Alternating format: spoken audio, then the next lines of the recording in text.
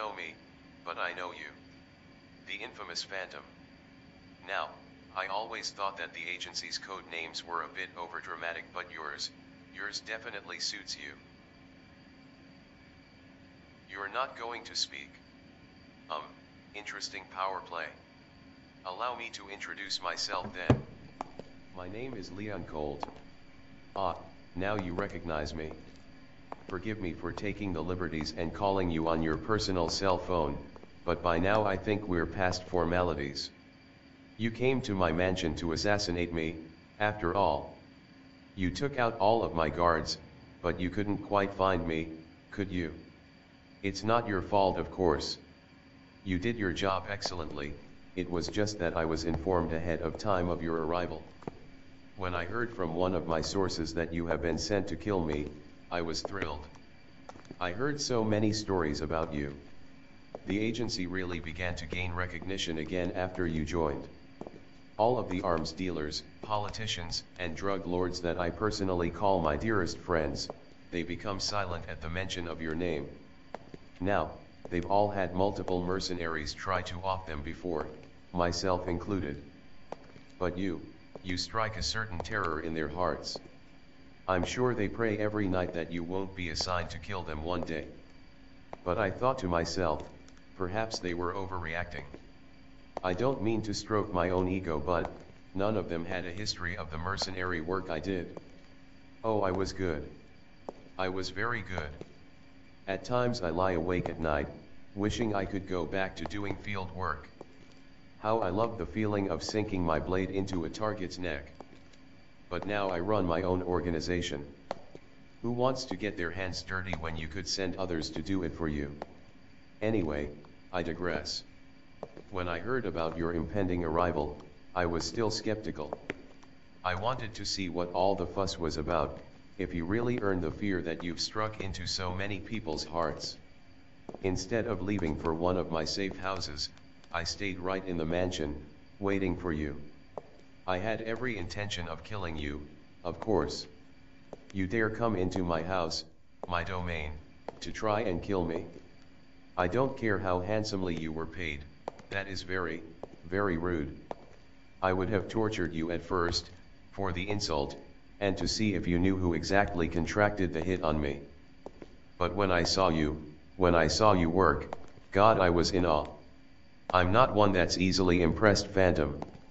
You are truly an artist with that knife. I thought the art of the blade was long gone, replaced with loud guns and cowardly snipers. But with you, I saw an awakening, I saw a reflection of myself in your work. Your swiftness, your dexterity, the grace and strength behind every strike. Even though my men were armed to the teeth with the latest artillery, you cut them down like they were armed with toy guns. I followed you while you were looking for me, I watched the way you move. The way you stalked through my manor, your ability to navigate through the dark halls like the ghost that you are. And your tracking skills are impeccable. I pride myself in my ability to go through places unseen. But your keen ears still heard me, you nearly caught me a few of times. The fight that would have ensued if you did find me, my dagger crossing against yours. It gives me chills just thinking about it. But I decided that I didn't want to hurt you. Why would an artist of the night attack her kindred? We are very much alike, you and I. You really are the whole package, intelligent, ruthless, devilishly attractive. Like nothing I've ever seen before. Now, as to why I've called. Other than just to sing your praises, I wish to make you an offer. I've seen your work firsthand now.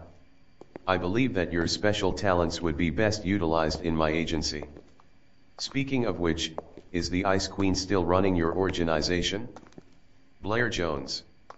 She was my mentor, you see, my master. She trained me, taught me everything I knew.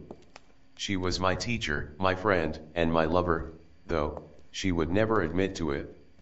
It was all about professionalism with her, sticking to the strict guidelines that she implemented, that a mentor and pupil relationship wouldn't be right.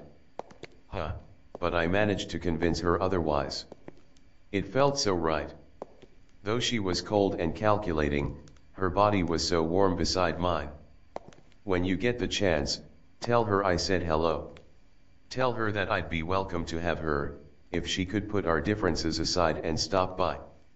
Though, now I take it as a huge insult, that she accepted a contract to take me out. Did she even have a contract? Or was it by her will? She even sent her best agent to do the job. She must really want me gone.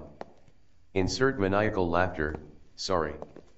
I'm sure by now you realized I'm not like most agents. A perfectly human android, she used to say, but sometimes my programming slips into my speech.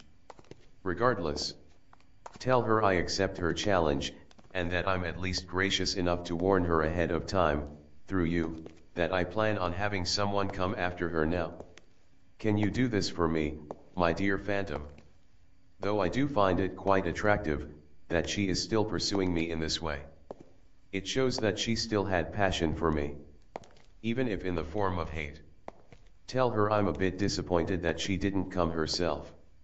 Tell her that no one else could ever fight me, and please me like she had. Unless, perhaps, you're interested in giving it a try. Are you really up for the challenge? We would make beautiful art together.